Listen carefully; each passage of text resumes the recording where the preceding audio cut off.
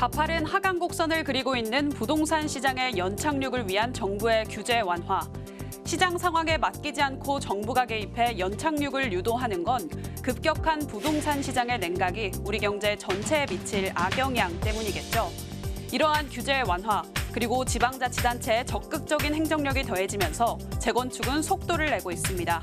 바로 송파구 이야기입니다. 송파구의 재건축 시장에 청신호가 켜졌습니다. 그동안 조건부 재건축 판정에 머물던 단지들이 안전진단을 통과하면서 속도가 붙은 겁니다.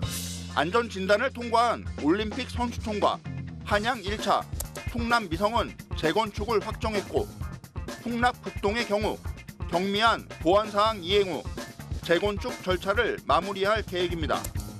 또 2차 정밀 안전진단이 진행 중인 아시아 선수촌 아파트는 용역 완료 시점인 5월 말이면 재건축 가능 여부가 결정됩니다. 우리 조합들이 신생 조합들은 용역사도 없고 그다음에 경험이 없어가지고 잘 못해요. 그래서 저희가 이제 3월, 4월 동안에 조합을 직접 방문하기로 했어요. 재건축, 재개발 다 합쳤고 저희 30몇 개 현장을 방문을 해가지고 공정관리를 해주기로 했어요. 송파구는 재개발, 재건축 신속 추진을 목표로 국토부에 규제 완화를 건의해 왔습니다. 구조 안전성 점수 비중을 기존 50%에서 30%로 낮추고 공공기관 적정성 검토는 필요시에만 시행하도록 하는 내용입니다. 실제로 정부는 지난해 12월 안전진단 기준 완화 정책에 송파구의 건의사항 2건을 반영한 결과를 내놨습니다. 이번에 안전진단에 대한 간소화를 정책으로 내놨고 그다음에 그걸 갖다가 국토부에 신청을 해서 국토부가 그걸 받아들여서 그 안전진단이 상당히 간소화돼가지고 부동산이 화랑인 시절 재건축은 곧 주변 집값을 자극할 불쏘시개 역할을 했죠. 하지만 지금은 침체 시기인데요. 오히려 지금 같은 시기 재건축에 속도를 내야 한다는 주장도 힘을 얻고 있습니다. 재건축 재개발 규제를 완화해준다고 해서 주변 투자 심리를 자극을 해서 집값 오를 가능성은 크지가 않고요. 서울은 신규 택지가 부족한 지역이기 때문에 재건축 재개발 정비 사업이 아니면 신규 아파트 공급이 어렵습니다. 10년 후에 서울의 새 아파트 공급을 위해서 오히려 지금 주택시장 분위기가 침체됐을 때 주변의 영향이 굉장히 제한적일 때 재건축 재개발 규제를 풀어서 공급 속도를 높이는 건 바람직한 방향인 것 같습니다. 그런데 이런 상황에 발목을 잡고 있는 것이 있습니다. 물가와 임금, 원자재 가격 상승까지 여러 요인이 맞물리면서 재건축과 분양 시장이 출렁다리 위에 올라선 모양새인데요. 얼마 전엔 한 일군 건설사가 수백억 원을 물어주면서 지방의 한 주상복합 시공권을 포기한 소식이 전해졌죠. 서울의 재건축 현장에서도 늘어나는 공사비 부담에 시공사와 조합 간의 갈등이 빚어지고 있는데요.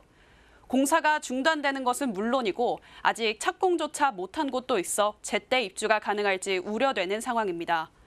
과연 민간 분양 시장만 영향을 받고 있을까요? 서민을 위한 공공 성격을 띤 주택마저도 영향을 받고 있는 상황 취재했습니다. 총 80세대가 입주할 수 있는 규모의 면목동 역세권 청년주택 사업이 최근 취소될 위기에 처했습니다.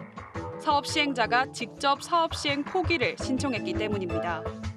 서울시 관계자에 따르면 시멘트나 레미콘 등 건설자재 비용 증가와 높아지는 금리 환경 등을 견딜 수 없어 포기하는 것으로 추측됩니다.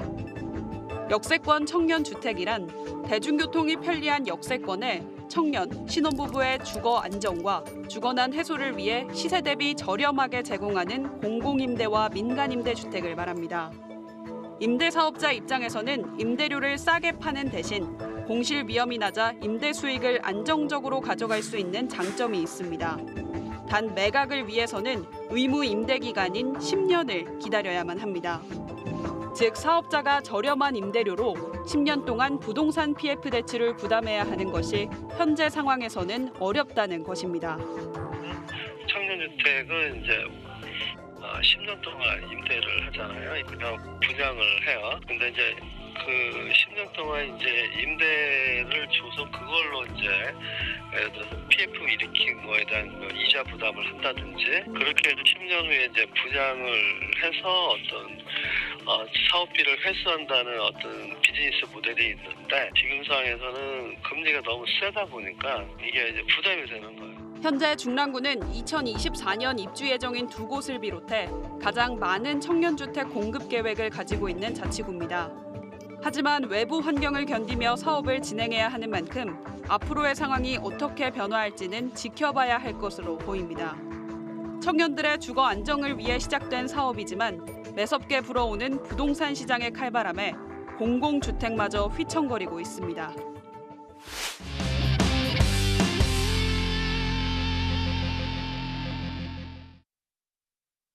앞서 보신 것처럼 최근 건설업계에선 늘어나는 금융 부담과 미분양의 우려 등으로 사업 시행이나 시공권을 포기하는 경우가 생겨나고 있습니다. 지금의 사업이 차질이 생긴다면 몇 년 뒤에는 공급 물량이 없어 그에 따른 다른 문제가 발생할 수도 있습니다. 당장은 미분양이 우려되지만 공급을 줄일 수는 없는 상황.